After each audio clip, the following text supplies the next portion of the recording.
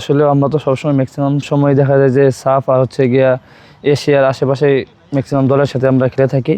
তো এটা আমাদের জন্য আসলেও একটা বলে এক্সপিরিয়েন্স হবে আর কি এখানে, যে ইউরোপের মাটিতে প্রথম আমরা খেলতে আসছি।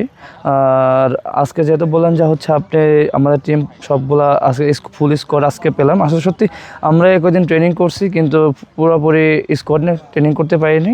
তো আজকে আমরা ভগবানের আশীর্বাদে পুরোপুরি ফুল স্কোয়াডটা পেয়েছি।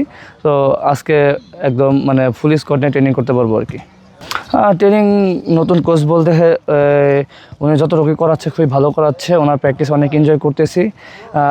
ওনার যে ফরমেশন বা ওনার যে ফিলোসফি, তো ওইটাকে আমরা মানিয়ে নেওয়ার চেষ্টা করতেছি।